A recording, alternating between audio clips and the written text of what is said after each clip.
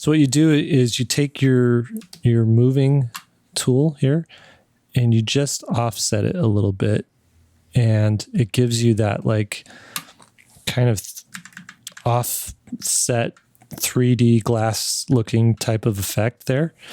And you can use the arrow keys to just kind of get it just how you want it. Hello, everybody. Welcome to 3 Point Perspective, the podcast about illustration, how to do it, how to make a living at it, and how to make an impact in the world with your art. I'm Jake Parker. I'm Lee White. And Will Terry is not with us today. He's out on assignment. He is drawing dump trucks for his latest dump truck book.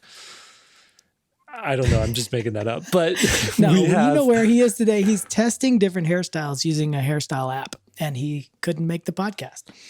That's right. Dang it, Will. No, we have a special guest here today. It's Kelly Sonnack of the Andrea Brown literary agency. She is an agent working out of San Diego, and this was a fascinating conversation that we had. This is our first agent on the show, and we learned a ton from this interview. What any big takeaways you had from this, Lee? The number one takeaway, to sum up kind of what we talked about, she's the agent that you want. She's she answers everything in a way that she's like the perfect match for an illustrator. She's an advocate for the illustrator. She understands the industry and the nuances that illustrators are going through right now. And so, she's one of the good ones, in my opinion. And we talked about what you want in an agent and all this kind of, we definitely pressed her on issues that illustrators have. I mean, this was not softball pitches that we were giving her, and she just answered them in such a solid, knowledge-able way. I just wish some of my agents were like, I wish she was my agent. She's amazing. And I think she's kind of what you're looking for in an agent. Yeah, she goes into how to, the question we always get is, how do you get an agent? She answers that point blank, like, here's what you need to do to get an agent. Here's what your portfolio needs to have in it. Here's what I see in portfolios that is actually absolutely a red flag that's not going to get me to sign on with you. And then we just dig down into the entire life cycle of a project, working with an agent. How do you get a deal? How do you structure that deal? And so this is a bookmarked episode you need to keep on file to refer back to. It's going to be super valuable for you. Check out Kelly's website. It's kellysonnack.com. That's KELLYSONNACK.com. She's not taking on new clients right now, but you can bookmark that for a later date when she is taking them on. But let's get right down into it. Let's talk to Kelly. Kelly Sonnack, thank you for joining us. It's we really are excited to talk to you today. You're our first agent that we've had on the podcast, so this is great. Tell us a little bit about yourself, what you do, and kind of how you got into doing what you're doing. Sure. Thank you for having me. So I'm a senior literary agent at the Andrea Brown Literary Agency, and our agency has traditionally been focused on representing children's book authors and illustrators. We are growing more into the adult market lately, but the agency has been around for 35 plus years and predominantly located on the West Coast. Now we have agents who are spread across the US, but Andrea and a large majority of us are located in California. I'm in San Diego. And how I got into agenting, I knew I just wanted to live in a world of books, and that would make me happy. And however, did not know about the job of a literary agent, as many people don't until you need one. And I ended up in academic publishing as an editorial assistant, and was working on high-level monograph and textbooks for like PhD candidates in plant, soil, and insect science, where I learned a lot about moving papers around and working with authors, but that was not my specialty. And I had always wanted to be working in trade publishing. So I took a big leap of faith and a big salary cut to work at a second front office position as an assistant at a local literary agency, where I learned about what literary agents do. And I worked there for a few years, and then kind of cold called Andrea Brown to say, I feel like this is the agency where I'd like to be. I had met some of the Andrea Brown agents at conferences, and before I cold called her, I asked them, how did you get in? And they had sort of done the same thing and met Andrea, and she welcomed them into the agency, and it was a good time for me to join. And that's sort of what brought me to ABLA. Now we are an agency of 13. I think we are 13 agents, just the right size for a coven, we say. And it's a really dynamic group of agents who I appreciate on a daily basis for being successful all in their own rights, because it's like there's no situation one of us hasn't been in, and we're very collegial and we are talking incessantly. I had to shut off all my things so that I wasn't, seeing what was going on at the agency today. Are you guys in person right now, or are you remote? We have always all worked out of our own spaces, whatever that meant for us. I rent an office now and have a full-time assistant with me. But most of the agents are working from their home offices, and that's always how we've been set up. So we've always been a virtual office environment. And so when COVID happened, it was no big deal. No big deal for us, but yeah, in all other ways, it was a huge deal. But for working, it was the same. That's cool.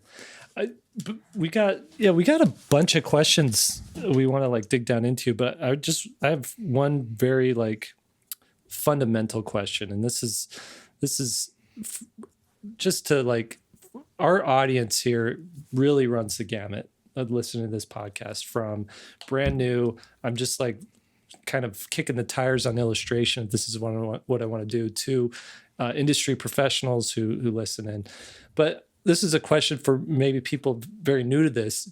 Why would you need an agent? Is an agent necessary? It depends on what you're wanting to achieve. If you are wanting to run a crowdsourcing campaign for your book, you do not need a literary agent or agency behind you. If you want to be published by one of the larger trade publishers, Penguin Random House, Simon Schuster, Scholastic, most of them are not open to unagented submissions anymore. I think that there may be like one or two exceptions for some imprints sometimes. I wouldn't know, because I'm obviously not operating that way. And there might be some smaller houses who are open to unagented submissions, but basically it's access initially. And then what I would say is that, we hope to be a career partner for our creators and helping them with, looking at the long tail of the work that they're doing, developing a career that is, with and talking about goals and finances, and, we're a business partner in that sense as well. And then there's the nitty gritty of, your literary agent reviews your royalty statements, invoices for you, makes sure that, you're getting paid on time, is helping you with delays or, life issues that come into play that mean that you might not meet a deadline, and like helping with those kinds of, manage like more project management things, and the business side of those. And so the negotiation of the deal is handled by the literary agent. That's I know that was like lots of things sprinkled in there. That was really good. So I guess the perennial question we get all the time is, how do you get an agent? So how does someone get an agent? Well, most of the time it's just by looking for an agent who you think would be a fit for your work, which I know is no small task. But once you find that person or have an idea of an agency, like maybe Andrea Brown, you would go to the website and see what the submission instructions are and follow them. I mean, the information is usually easy to find once you know what you're looking for, but that's, again, I know that there's so much more to this when you're starting off that makes it intimidating. But I'm not open to submissions at the moment, but our agency's website is very clear about which agents are looking for new clients and how to do that. We have tips about how to do that, and most agencies' websites are the place to go for that information. That's cool. Lee, very good. I think your first question on that list you sent me, like, it fits perfectly, I think, in here in this. Yeah. You think that art is very individualistic, and it is to a certain degree. But what's funny, when me and Jake have been teachers for a really long time, and we noticed that artists tend to make the same mistakes in illustration over to the point where I actually made stamps to be able to correct people's work because it was so consistent on the mistakes. And so I'm wondering, what are the main mistakes consistently from illustrators when they're querying an agent? Do you see a consistent thing like that comes up over and over? I feel like when artists are querying, so I should stop by saying most of our agents are reviewing submissions from people who are writing novels, writing picture books, writing graphic novels, and also folks who are illustrating their own work, or maybe are wanting to be represented as an artist who would illustrate other people's work. So there's a lot of different things coming in all the time. For the artists who would be presenting their portfolio in the hopes of, coming on as an artist only, I think it might not be a range of illustrations and not enough narration in the samples. Character designs for the animation space are not going to translate perfectly into picture book samples. I need samples of families. I need interaction between characters. Expression is a big one, actually. The other thing is open eyes. I think that there are a lot of Illustrator pages that I go to where all the characters have closed eyes or they're turned around, and why is there an absence of eyeballs? I don't know. So those kinds of things are stand out to me as things that I'm looking for when I'm looking at an artist. That's good. Is there anything that goes with people writing picture books and submitting dummies in terms of theme or in terms of, I don't know, is there a cliche that comes up over and over? I mean, I know in illustrators, at least when we teach children's book illustration, I say, unless you have some kind of just amazingly original version of a monster under the bed, please don't illustrate a monster under the bed. But because it's done. I mean, like almost everybody who starts their first picture book, it's a monster under the bed, some theme of that. I've seen it hundreds of times. Or the new Do you see that over and over? Or something like that?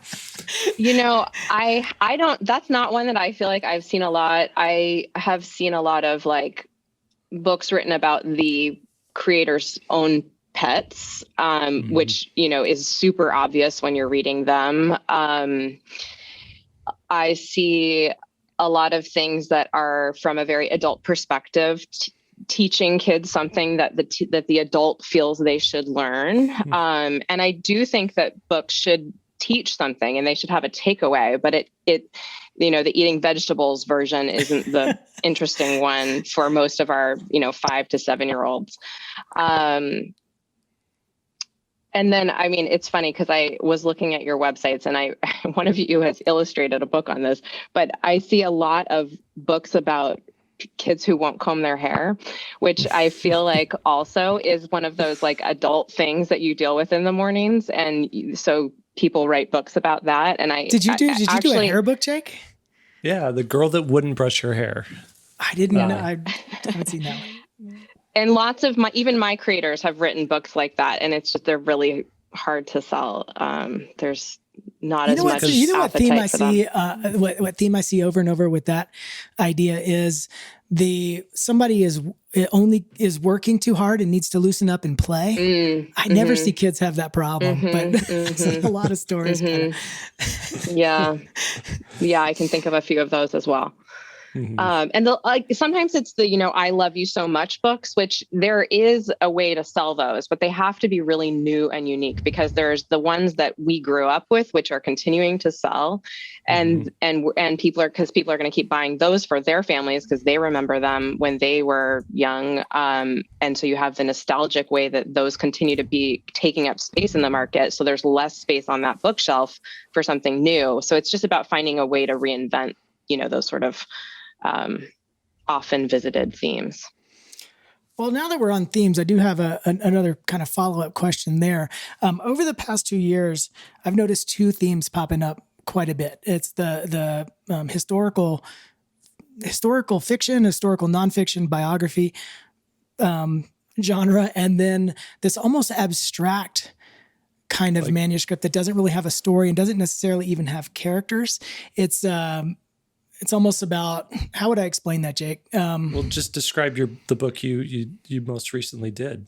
It was based on song lyrics, and every page was just its own little standalone idea. And I had to come up with a narrative to try to tie all those images together, because there was no story. And then after I did that, and I don't know if this is just happening to everybody or just me because I did that book, but like the next, I think 7 manuscripts had no characters and no story. It was just like, I like breakfasts and we like to share, like lines like that, but there's nothing definitive happening. Yeah. And so I didn't know is that just my take on the industry? What are you seeing in terms of trends and manuscripts that are being acquired? Have you noticed a shift over the past couple of years toward those or towards something else? So I think that the historical ones you're talking about might be what we call picture book biographies, which are oftentimes, about a time in history or a person in history for kids, like presenting that moment or the person to kids. And those have kind of always been in the world. I think that, after the Black Lives Matter movement and not all of, because we're still the reckoning of how white our bookshelves are, there was an interest in diversifying that. And I think for that meant to some people that we should have more picture book biographies about, especially people of color who have done amazing things in history. It did mean other books were acquired, that were about Black joy and other things as well. And I think about, affirmations and things in that space came as well. I think that at this very moment, picture book biographies are very hard to sell because they were kind of over acquired during that time. And I think that now it's cooling.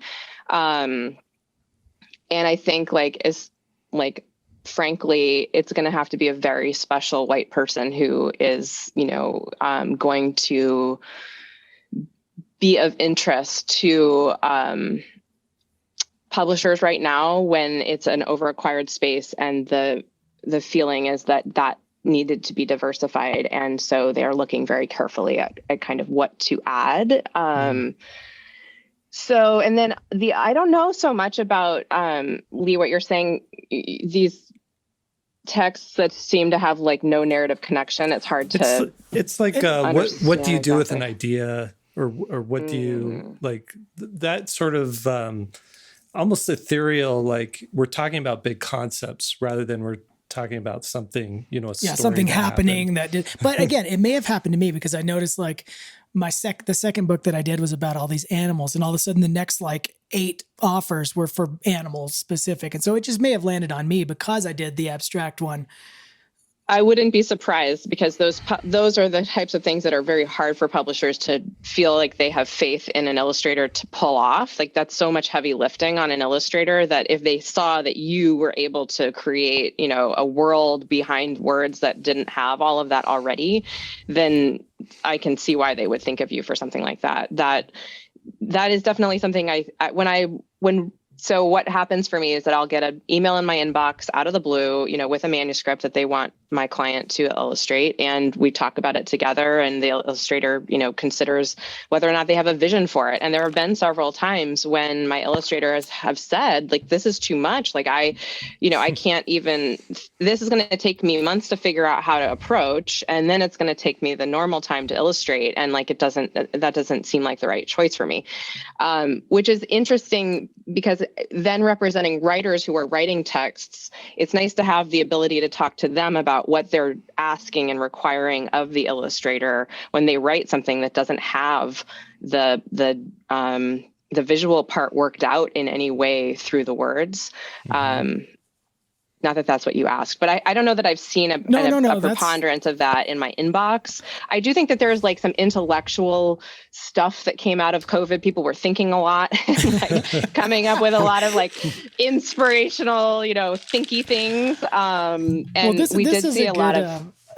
This will be a good agent question, because it's something that I wondered at. I mean, you're totally right about that being heavy lifting, because the process that I had to do for that book was I had to do all these pitches. I did probably 12 story pitches that had to be approved. And then my art director left and my editor left. I had to do it again, and then illustrate the book. And so my argument now, just complaining to Jake and Will, is that that I should get writer credit, and that I feel like the fee should be upgraded to show that additional heavy lifting, because it was so much more than a regular book. Is that in line with what you would think, or is that just kind of illustrator dreaming kind of stuff? No, I mean, that's really interesting. I don't think that you're wrong there. And as a matter of fact, I feel like a writer should go into that, probably considering that. I mean, they are asking for story to be created. That's I don't think that you're wrong to think about it that way. And I think so. If one of my writers comes to me with a text like that, often what I'll say is, give me illustration notes, which I'm sure everyone has opinions on, but give me illustration notes for one version of what can be on that page, because sometimes I don't see it either, and I don't have the ability sometimes to create the visual story when I'm reading it. And I want that to be an option for the editor to consider when they're considering the text, and then an option for that to be passed along to the illustrator. And it may be that the illustrator chooses something else, but at least they have one option that works, and it helps with the workload, like what you're talking about. Right. For sure. All right. That's cool. Good to know, for sure. Is the author illustrator route, in your opinion, easier for somebody just entering the market than just straight illustrator getting book deals where somebody else has written the manuscript? Sometimes, but not always. Not everybody is a writer. Many people are not artists. So sometimes it's, yeah. The answer is, if you're a good writer and a good illustrator, then exactly. And not everybody is. And yeah. Sometimes. What are but some? If you had, go ahead, Lee. I was just going to say, if you have somebody of decent level, say they're pro level writer and illustrator, and then you got a pro level illustrator, do you think that author illustrator is going to get work quicker? I mean, in terms of like when you present something to a publisher that's a complete package, author illustrator, does that seem to be easier to kind of push through the works? It's a different process, because I have something to submit and I have something to get answers on. So it's a defined amount of time and space where we are asking for something to happen. With representing an illustrator who is looking for jobs, I'm sending things out into the void almost, right, and hoping that, someone's going to get a manuscript on their desk in a period of time that's close enough to when they remember my illustrator and me pitching them that they'll make a connection. Right. So sometimes, yes, but if it's not a strong piece or it's not original enough, I mean, it's still a competitive picture book market. So just because they've done both doesn't mean I can guarantee sell it as such. Right. Mm-hmm. Mm-hmm. So I'm just going through this process now. You find an illustrator, they've submitted, they've checked all the boxes. They've got characters that are interacting with each other. You could see eyeballs. It's clearly a style that fits in with what children's book publishing is doing right now. What's the next step with this? You want to work with this person. What do you do next? My process is I sit down and I do a deep dive of the online materials that I can find for the client. I'll ask them, do you have what accounts do you have? Where is your material? Where can I look at it all? And also send me anything that maybe isn't there that you've been working on that I should see. Mm-hmm. And so I do a big deep dive and I write what I call the homework email, and it's a multi-pronged sort of list of things that we're going to do together. Number one is like get you on my website, add my name to your website and socials or whatever, those kinds of basics. But then it's curation of a sort of their website, talking about, if you've got a lot of mixed approaches on this page, can we pull these out? Can we create a children's portfolio section? How can we keep your maybe you have visitors coming for ad work and you're doing things that are outside the children's space. How do we kind of, make this serve you in a way that works for the different things that are going on in your life and with your art? It may also include developing a story idea because they want to work on something that they've written. It will also include preparing them for a variety of ways that we promote their work. We do email blasts. We have a lookbook. I do personalized email, emails to people who I think will like their work once we have a solid tear sheet, for instance. So kind of just looking at and also talking about what they want to achieve. What are you hoping to have in 5 years?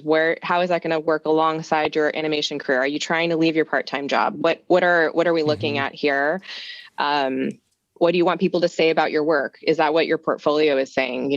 If you're looking to be illustrating lyrical and poetic picture books, is that what I see when I look at your portfolio? And so doing a bit of development work with the artist in a variety of, we attack from kind of a variety of directions. How much on average contact do you have with your artists and writers? Is it a weekly kind of check-in, or what does it look like typically? It depends on what stage we're in. Obviously, if something is being negotiated, it's, possibly several times a day. If we are actively developing something for a promotional effort, again, it could be daily, multi-daily. And then once they're on a project, I'm on, working with their primary relationship will be with the editor or the art director who they're working with, but I'm in the background lurking, making sure everything is going okay. I'm on the CC and I might see something happen and step in and just sort of, ask the client, like, does that change of deadline work for you? That was a lot of feedback. Were you expecting that at this round? And, supporting from a more remote position and helping if I need to be helping. So, it's sort of as needed, and things really go, they fluctuate with where we are at different times. That's really good, actually. Is there a certain amount of artists, writers that you have in terms of what your goal is, in terms of your stable? And once you hit that number, do you stop, or is it a constant acquisition process? And how do you manage that? Because I would think it's two diametrically opposed ideas. The fewer artists you have, if you're my agent, the fewer artists you have, the better it serves me. But the more artists you have, the better it serves you. So how do you balance that idea?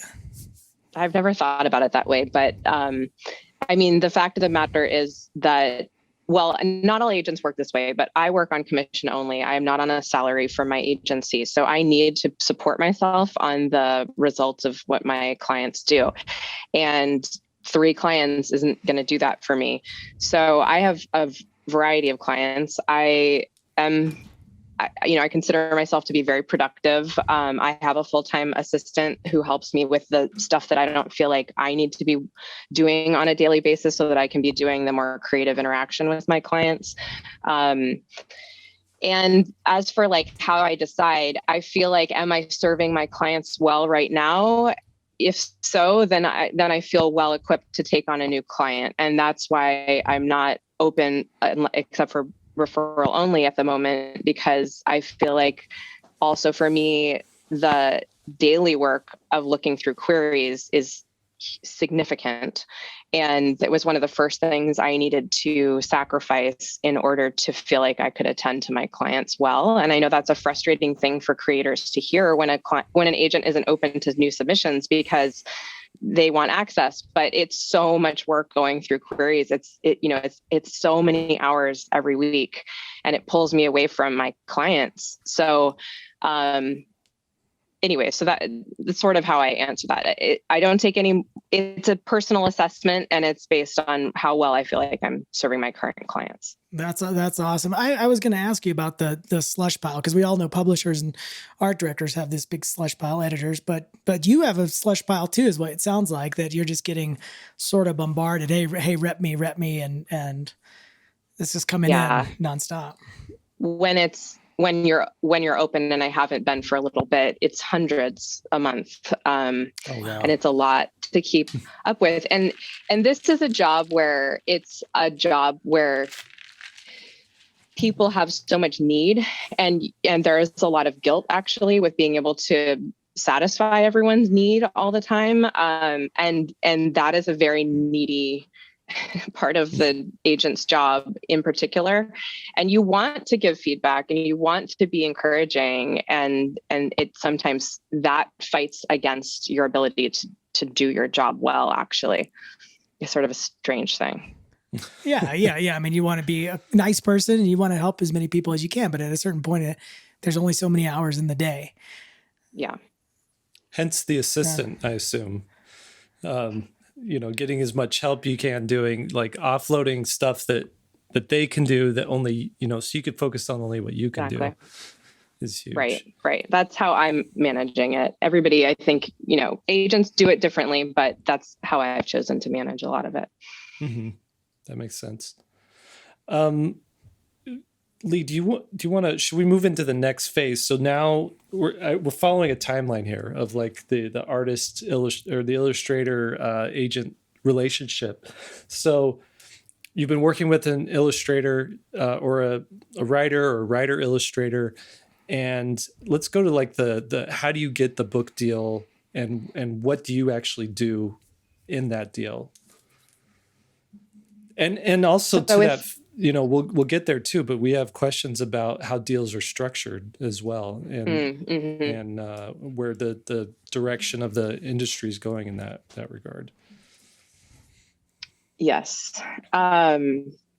So in the event that I have a client a publisher wants to illustrate an existing picture book text, I get an email in my inbox, as I did this morning, excitingly, with an offer. And then, so my job is to examine all of the points of the offer, which are going to be the main point is the advance, which is the early money as the creator is writing the book, or creating a book, illustrating the book in this case. And then the royalty terms, the territory, the sub-rights, etc. Our agency has hundreds and hundreds, actually probably thousands at this point, of contracts that can be used for comparison. So I look at, what did another illustrator in this space make recently? What's our recent deal with Simon Schuster? What terms can I ask for and improve?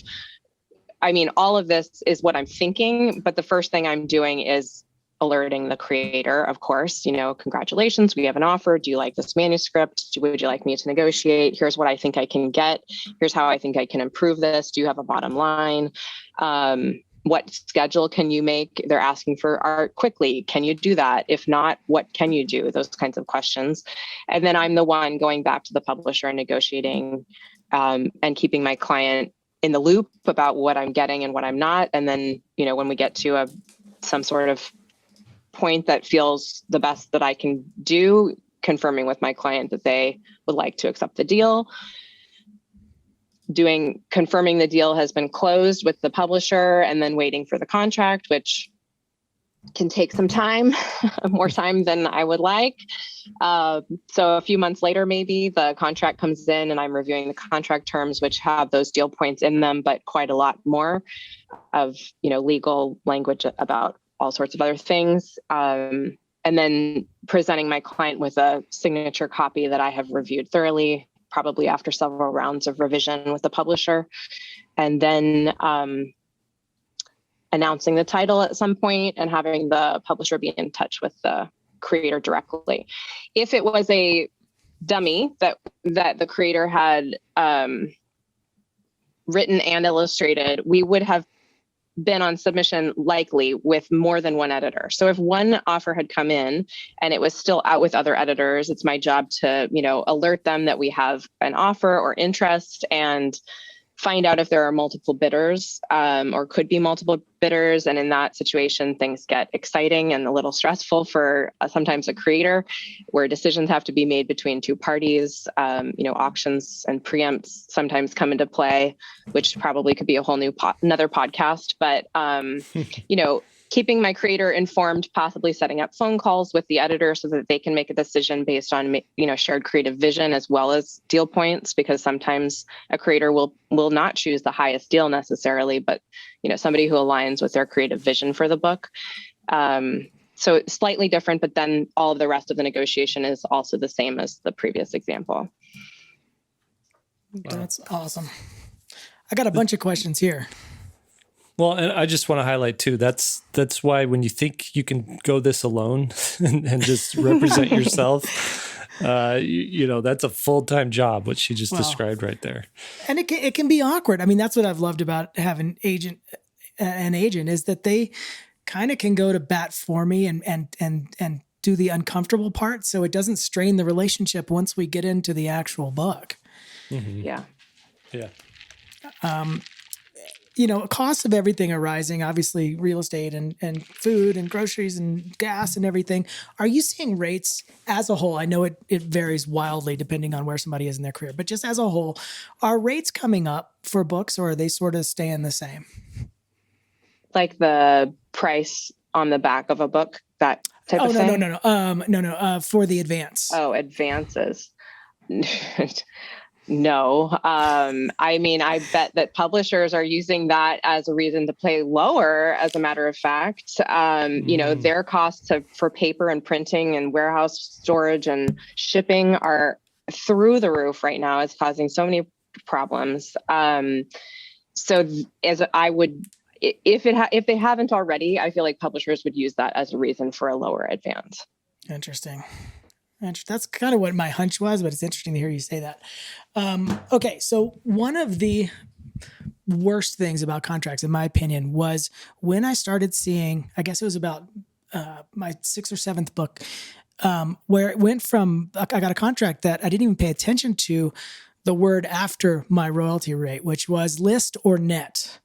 And then I started seeing more and more of them go to list. And then I told my agent, after I saw how that worked out, that I don't want any of my submissions to go to any publisher that's going to do net. And so for our audience, the difference is, do you get the royalty on the list price of the book, what's on the back, or do you get net? And effectively, that is after their costs, the publisher's costs have been taken out and all kinds of other, they don't have to really show what those costs are.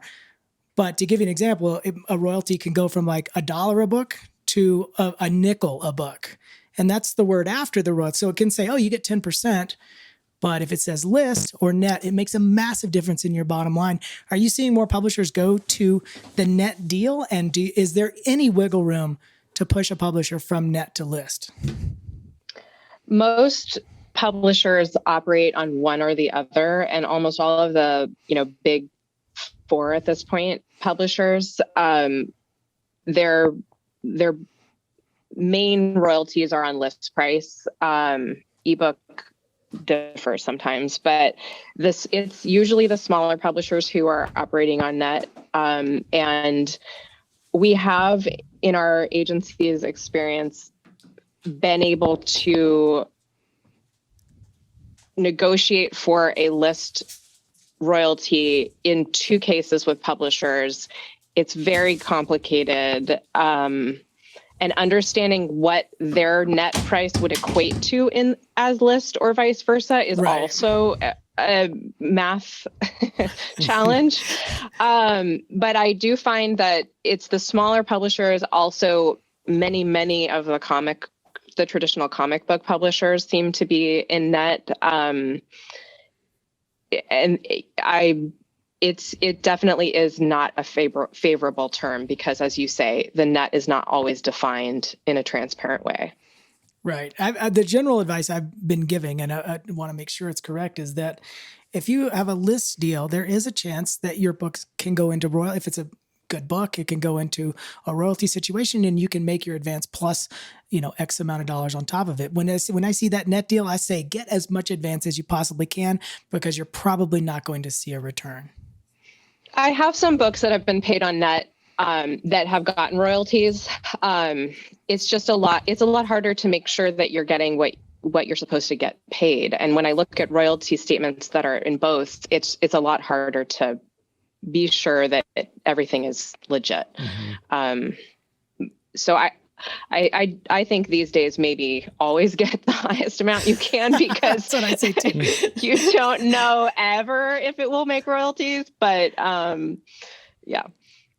So the way you got on my radar is I was cruising Twitter, looking at stuff, following the Kidlit hashtag or whatever, and you did a tweet, kind of a thread that popped up about advances and how they're dividing them up into bigger or smaller and smaller chunks. Do you want to talk about that? I guess your umbrage with that direction, and just describe what's going on so that people can kind of understand, I guess, the state of the industry right now.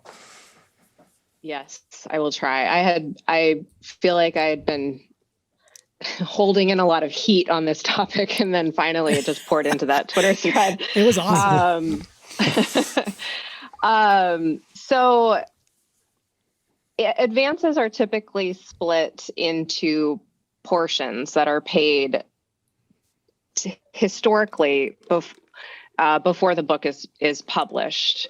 For your most simple split, it might be half of the advance paid on signature of the contract and half on delivery of the product, whether that's illustrations or text manuscript. So the approved version of whatever it is you've been contracted to provide. Sometimes that's thirds. Oftentimes for picture book illustrations, we'll see a third on signing, a third on delivery and acceptance of sketches, and then a third on delivery and acceptance of final art. For very, very big deals, historically, you might see a portion that would be paid on publication. But when I say big deals, I'm talking about like over $100,000, over like more in the range of like $150,000, $200,000 for a book. That last benchmark payment might be paid on publication of the book.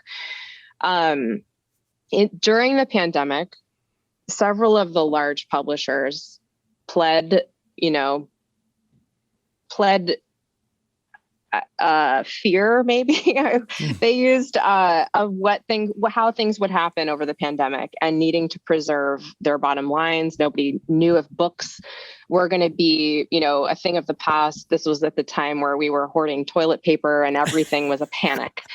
And publishers said, we have to start paying in fourths or fifths even, with one of those payments on publication and one of them 12 months after publication or 6 months after publication.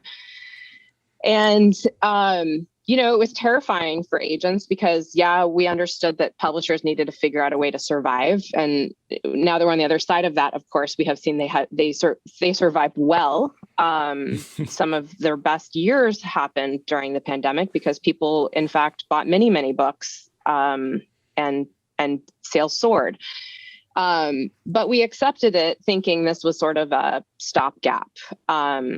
Even though, again, it was hard because here are creators who other jobs were, they were not able to get their other jobs, or they were teachers and they were struggling with all sorts of other things that were going on. So again, we thought it was temporary, and unfortunately it has not been lifted from all of the publishers who created this as a policy during COVID. And it's not hard to sort of extrapolate what this means down the line for creators, and especially for new creators to the market. It's not as difficult if you've been in this industry for 10 or 15 years and have residual income coming in from royalty statements from books you illustrated many years ago. But for a new creator, thinking about what might be a $20,000 advance being split up into 4 payments over 2 years is ridiculous. You can't make a living. And to a point we were sort of touching on earlier, I find in my job as a literary agent that very seldom are publishers actually thinking about what a creator needs to live. And that is where I feel like I get the most heated, and I have the biggest job to do is to be reminding editors that this graphic novel advance is not enough to be done in a year, because it means my creator has to leave their other job, and they can't do that because then they will not have health care for their family. And like the things that they're not thinking about, and the requests and asks that they make without thinking about these things. Anyway, I feel like that's a big part of actually where I can be very useful in the team. But for the payout situation, it's something that really needs to be removed again from the situation. There are always going to be sometimes, like, again, big payments where the last payment is deferred. And actually, sometimes that can be really great for a client, because taxes for, a $200,000 advance that maybe they didn't expect to get in 1 year, they don't want to deal with. And so a deferred payment at publication can even help them. But I want my creators to have that choice, to be able to decide, like, I do want to deal with all that money now because that's what I'm being paid to create this book, and I want to have the ability to make that decision myself. Jake, have you experienced that version of the contract? Because my last 2 books were 4 payment deals, and they were not giant advances. I wish they were that big, but but I was shocked at the end because I didn't pay attention to it until my 3rd advance payment came, and I'm like, wait a second, this doesn't seem like what we agreed on. And then I look, and there's like, oh wait, there's a 4th one coming. It's a smaller portion, so they weren't divided equally into quarters. But the 4th payment was smaller, but it came upon publication, which was like a year later. Right. Yeah. Yeah. So I think so stupid. It's ridiculous. So you definitely, if you have to deal with it, the minimum amount you can agree to, sometimes we're like, fine, then $1,000 on publication, like the littlest amount, please. Or, and I would say, like, for anybody who's listening and needing to negotiate these things themselves, like, it needs to be 12 months after publication or on publication, or another benchmark that defines it in relation to the creator's delivery of product. So if it's going to be on publication, or if it's even a year after publication, it needs to be or 12 months after delivery and acceptance of the art, because you are not in control of when your book is published. And with the delays that we are seeing, the publisher could push publication, for force majeure reasons very easily right now. So what if your book doesn't publish for 5 years and you're waiting for that payment for a very long time? So there are ways to make it slightly better, but it's still a real pain. Yeah. It seems like publishers kind of slowly weasel these things out. One of the issues that I haven't really heard talked about that much, but I think about it a lot, is that over the course of my career, most things have gone, illustrators have gone from working traditional to digital. Most. I know some people still do traditional, but when I was working traditionally, I would send all the paintings in, and then there was a whole scanning and proofing department and all that stuff. And now I'm in my contracts, it says that I'm just supposed to give them print ready files, press ready files. And so I've taken out a whole section of what the publisher used to be responsible for, but the compensation didn't come my way by learning how to make color correct scans or work color correct and get my profiles right and all that stuff. It just kind of, that responsibility got shifted from the publisher to the illustrator without compensation. And it just seems like you're absolutely right. Yeah, definitely. And shipping, and I mean, yes, absolutely. Well, do you see, I mean, as the publishers kind of weasel these things, do you see more illustrators saying, forget that route, I'm going to go Kickstarter? And do you have a role in that, or is that separate from something you do? Because we just saw the giant, what's his name, Jake, that got the 40 million? Brandon Sanderson, right? Yeah, I'm sure everybody's talking about that in publishing. It's just so his wild. Agent felt. I don't know. Do you work at all with your artists on that, or is that even a consideration? I have writers and illustrators who have had Kickstarter campaigns and continue to, actually, alongside the work we're doing, and I'm not involved in that. And as a matter of fact, sometimes, like, one of my creators in particular is very prolific and has a history of running successful campaigns. And sometimes when he sends me ideas, I will say, this one will be hard in the trade space. So if you have a vision for it in Kickstarter, feel free to explore and keep me posted, because I always like to know when things are happening and be excited for positive, results. But I'm not involved in those kinds of things. I don't know that I'm seeing my creators go that direction, because these are people who come to me because that's really their goal, is to be traditionally published, and that's who I'm working with. But there's a lot of frustration, and but it's my job to fight it. It's not their job to stress about it. It's their job to keep creating, and hopefully we can make some change in the industry. Yeah. Right. That's so awesome. Did you have any other questions, Lee, in your that you wanted to get to? Or there's just one that kind of piggybacks on what we were just talking about, kind of how Kickstarter's working with publishing.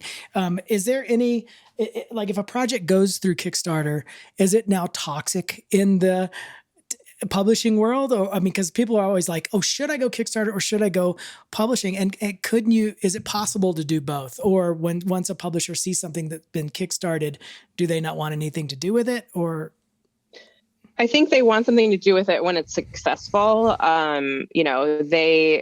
There is, I think, a mentality among publishers and possibly among other, in other creative industries, that once something has sort of tested the market, then the results of that, could somebody else come in and test the market and be more successful? So for instance, if it goes on Kickstarter and it's only moderately successful, whatever that means for a publisher, the publisher might not think that when they try with the product that they could be any more successful. So I have, for instance, in a similar vein, web comics. I think that, you can be very successful there and actually catch the interest of a publisher or make a case for yourself based on a successful web comic. And I have a client who did have a very successful web comic, and we did, close a very, competitive deal for them when they moved it to, when they adapted it to book form. Gotcha. Interesting. That's great. Is there a particular, in the comics space, that's where I'm a little bit more interested in. Is there certain trends that you're seeing? Is there certain things that should be avoided that nobody wants to publish right now? Or is it just there's a publisher for anything? I've been a comic and graphic novel agent from the very beginning of my career, and I'm so happy and excited that it has, the market and the system is finally working for people to be successful in that area. It's still hard, and there's still low advances when you think about how much work it is. Right. But I have seen some very competitive deals more and more recently for graphic novel creators. They are, only continuing to gain traction. So in terms of, though, the themes and the categories in the market. I mean, middle grade contemporary realistic is still very solid, and Raina created a space that has a lot of hungry readers and fans that just don't seem to be able to get satiated, including my 9-year-old daughter. But on the other two ends of that within the children's space, and I can't speak as well to the adult comic space, but I think that YA graphic novels, like I project that there will be more like rom-com-y kind of things, which will be fun in the realistic space. I think that nonfiction hasn't been like as explored, and I think there's a lot of ways that part of the market could be capitalized upon. And then the younger graphic novel, like chapter book level and early reader space, again, and Narwhal and Jelly like blew that open. And I think publishers are trying to figure out what their entry in that space can be. And that's been exciting because there does seem to be a lot of growth, and there is such a good form for helping kids learn to read. So there's been a lot of publishers developing series and imprints and focusing on that space for readers. So that's been really fun. Cool. Okay. Well, I have one last area to go, and that is what's the best protocol or the best etiquette for severing a relationship with an agent? Because sometimes that happens. And from your perspective, what do you feel is the best practice there? That's a great question, and not one that I'm usually asked. But definitely, I feel like that should be talked about more. I mean, sometimes you're just not gelling, and sometimes an agent's not gelling with the creator's new direction, or the creator wants to try something new, or maybe you just feel like you need more new energy in your life for some reason. Or maybe your agent isn't working for you, well. And there were a few years back, there was a bunch of agents exposed for really not doing their jobs. It's sort of enraging for those of us who feel like we really are working very hard to see these folks sort of tarnishing the good name of a literary agent. But it's important that your agent really is working for you and earning the commission that they're taking on your project, and not just being sort of a lazy recipient of funds. So parting ways. I mean, I also will say that agency agreements can have different requirements in the client agent agreement that determine how you need to handle that departure. There are some agencies, and I don't agree with this, that have cooling off periods where if you do terminate, that you have maybe 6 months that you can't sign with a new agent, or you need to pay that former agency commission on any jobs you get in that amount of time. And that it's a real restraint of trade, in my opinion. So look at your client agreement, make sure you know what you're dealing with, because you can't go and, talk to new agents and have them sign you before you're abiding by that, unless you want to deal with whatever legal situation that might raise. But I mean, I really think, first of all, have a conversation with your agent, let them know what's not working for you, see if they're interested in repairing the relationship. And if not, then you've given them some sense of what it is that you're looking for, and they won't, be surprised probably or hurt that you're moving on in a different direction.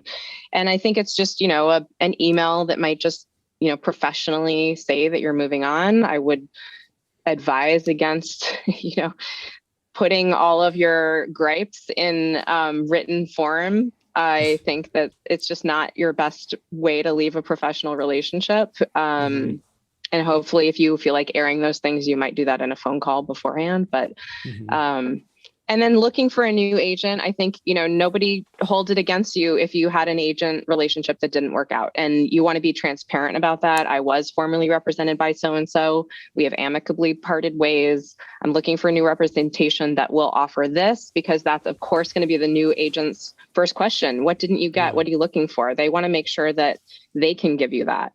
So I think just being really honest about what is happening on all sides is always the best policy. Great. That's awesome. I think we'll wrap it up there. Kelly, thank you so much for joining us. We appreciate you carving out an hour here of your morning to talk to us. This is super helpful. I learned some things. I know our listeners are taking notes. They're really, this is a valuable conversation for them as well. So we appreciate it. Yeah. My bet is this podcast, we've done, how many podcasts have we done now? 150? 130-ish. Something like that. I bet this one will have more comments than any other one. That's my bet. Let's hope. All right. Thank you. Well, thank you both. Bye-bye. Thanks. Bye. All right, everybody. Thank you for joining us today on 3 Point Perspective. We had Kelly Sonnack, and just a reminder, you can visit her online at kellysonnack.com. That's KELLYSONNACK. Again, she's not taking on new clients right now, but if you're listening to this 5 years from now, she might be open to that. And again, she's working for Andrea Brown Literary Agency. That's andreabrownlit.com. So go check out there too to see some of the agents. And there is some agents there that are taking some people. Yeah. So you might want to, may not be like her. She said, look at the submissions process and see if you can get in. This episode is brought to you by SVSLearn.com, where becoming a great illustrator starts. Your hosts have been Will Terry at willterry.com, Lee White at leewhiteillustration.com, and Jake Parker at mrjakeparker.com. Podcast produced by Daniel 2. That's Daniel 2 with a TU, and you can find his website at daniel2.co. Special thanks to Master of Production David Broad. Special thanks to Master of Production David Bro, Keeper of the Curriculum Austin Shurtleff, and Chief Operations Officer Lisa Fott. And a thank you to Lily Howell for all our show notes. Now, draw something. Or go draw. Go draw. God, you're sloppy. Sloppy Joes for dinner tonight. Draw something. Go draw. Oh, boy. Thanks for putting up with me.